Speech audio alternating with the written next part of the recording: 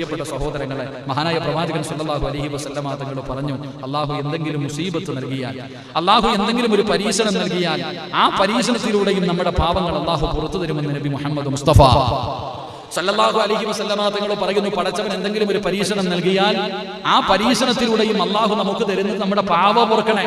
കാലിൽ ഒരു മുള്ളു കൊണ്ടാൽ ആ മുള്ളു കൊള്ളുന്ന വേദനയ്ക്ക് പകരം അള്ളാഹു നിന്റെ പാപം പുറത്തു തരും.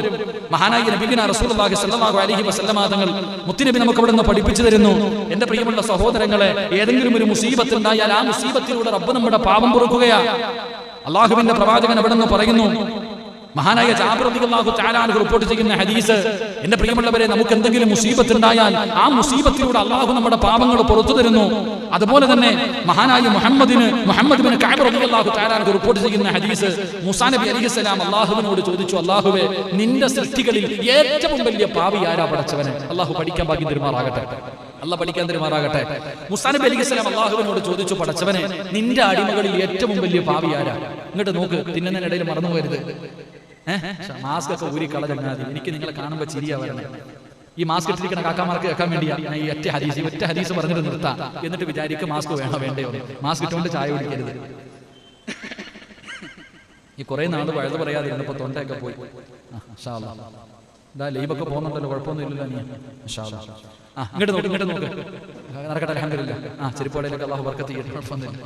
ഇങ്ങോട്ട് നോക്ക്, റസൂലുള്ളാഹി സ്വല്ലല്ലാഹു അലൈഹി വസല്ലം മൂസാ നബി അലൈഹിസ്സലാം അള്ളാഹുവിനോട് ചോദിച്ചു, പടച്ചവനെ, ഈ ജനങ്ങളിൽ വെച്ച് ഏറ്റവും വലിയ പാവി ആരാ? അള്ളാഹുവിന്റെ റസൂൽ സല്ലല്ലാഹു അലൈഹി വസല്ലം തങ്ങൾ പറഞ്ഞു, അള്ളാഹു പറയുകയാ, മൂസ എന്നെ തെറ്റിദ്ധരിക്കുന്നവനാണ്. അള്ളാഹു പറഞ്ഞു, മൂസ എന്നെ തെറ്റിദ്ധരിക്കുന്നവനാണ്. അവിടുന്ന് ചോദിച്ചു, അള്ളാഹുവെ, നിന്നെ ആരെങ്കിലും തെറ്റിദ്ധരിക്കുമോ? നിന്നെ ആരെങ്കിലും തെറ്റിദ്ധരിക്കുമോ? ആരാ പടച്ചവനെ നിന്നെ തെറ്റിദ്ധരിക്കുക? അവിടെ അല്ലാഹു സുബ്ഹാനഹു വ തആല പറഞ്ഞു, ഞാൻ എന്തെങ്കിലും ഒരു ഖൈറ് കൊടുക്കുകയാണെങ്കിൽ എന്റെ പ്രിയപ്പെട്ടവരെ അവർ ഇഷ്ടപ്പെടും. നല്ലതുപോലെ കേൾക്കണം. അല്ലാഹ് പറയാ, ഞാൻ എന്തെങ്കിലും ഒരു നന്മ കൊടുത്താൽ, ഒരു സന്തോഷം കൊടുത്താൽ അൽഹംദുലില്ലാഹ് ഹാപ്പിയാ. പക്ഷേ ഞാൻ എന്തെങ്കിലും ഒരു പരീക്ഷണം കൊടുത്താൽ അതിൽ അവർ നിരാശരാകും, അവർക്കത് ഇഷ്ടപ്പെടില്ല.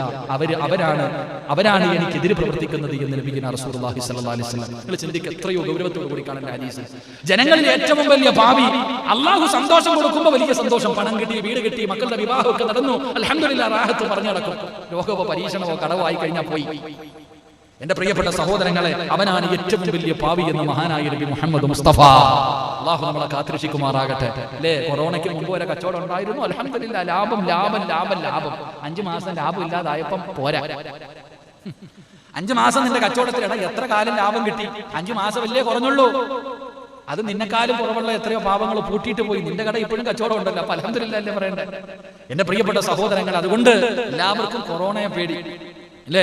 എല്ലാവരും മാസ്കും ധരിച്ച് പേടിച്ചു പുറത്തിറങ്ങാതെ പള്ളിയിൽ പോലും വരാതിരിക്കുക. പള്ളിയിൽ പോയാൽ രോഗം വരും.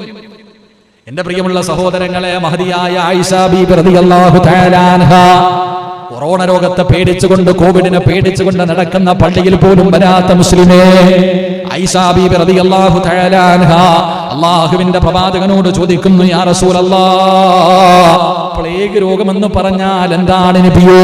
ഈ കൊറോണയെ പോലെ ജനങ്ങൾ പേടിച്ചിരുന്ന ഒരു രോഗമാണ് പ്ലേഗ് രോഗം.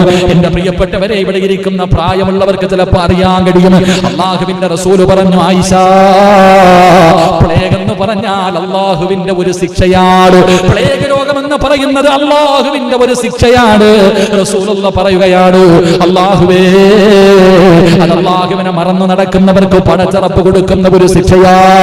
എന്നിട്ട് പ്രവാചകൻ അവിടെ പറയുകയാണ്, ഏതെങ്കിലും ഒരു മുഅ്മിനിന് ആ രോഗം പിടിപെട്ടു, അല്ലാഹു ഉദ്ദേശിച്ചവർക്ക് അത് വരും, അല്ലാഹു ഉദ്ദേശിക്കാത്തവർക്ക് അത് വരൂല.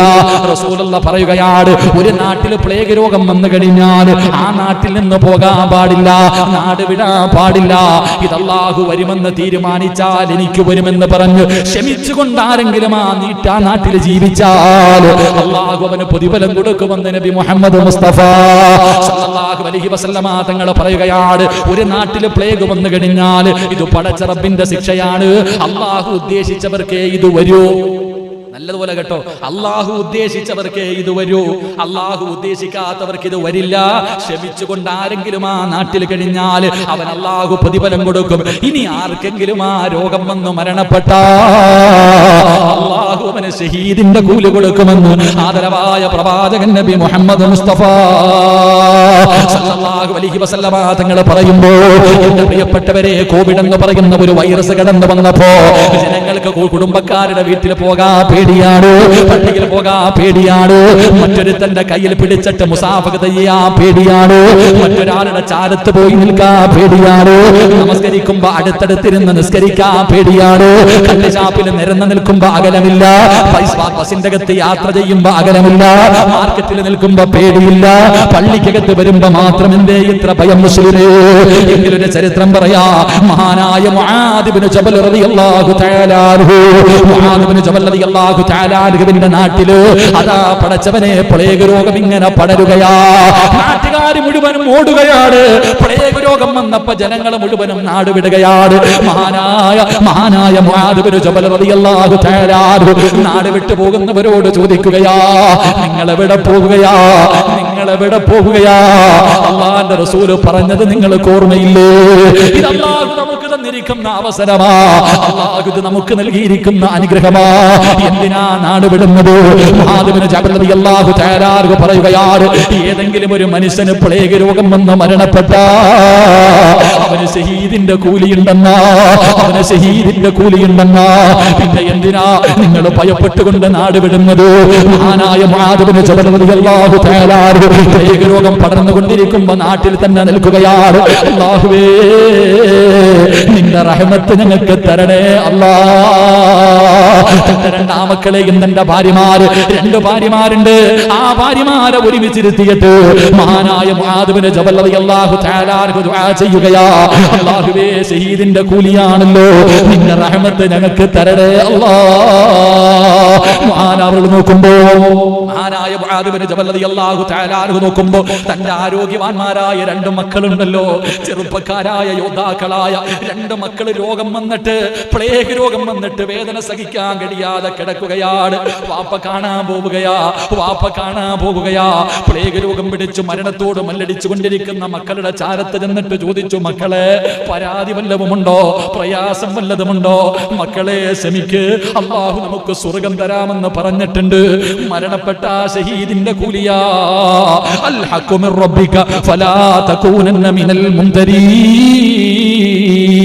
മഹാനായ മുആദ് ഇബ്നു ജബൽ റളിയല്ലാഹു തആല അൻഹു പ്ലേഗ് രോഗം പിടിച്ച് മരണത്തോട് മല്ലടിക്കുന്ന മക്കളോട് പറയുകയാ, അല്ലാഹ് പറഞ്ഞത് തരും മക്കളെ, മക്കൾ പേടിക്കണ്ട, ഷഹീദിന്റെ കൂലിയാ. പ്ലേഗ് രോഗം പിടിച്ച് മരിക്കാൻ കിടക്കുന്ന മക്കൾക്ക് സമാധാനത്തിന്റെ, സന്തോഷത്തിന്റെ, സ്വർഗത്തിന്റെ വാക്കാ വാപ്പ പറഞ്ഞു കൊടുക്കുന്നത്. 2 മക്കളും മരണപ്പെട്ടു. മഹാനായ മുആദ് ഇബ്നു ജബൽ റളിയല്ലാഹു തആല അൻഹു പടച്ചവനെ, തന്റെ ഭാര്യമാർക്കും ഈ പ്ലേഗ് വന്നു.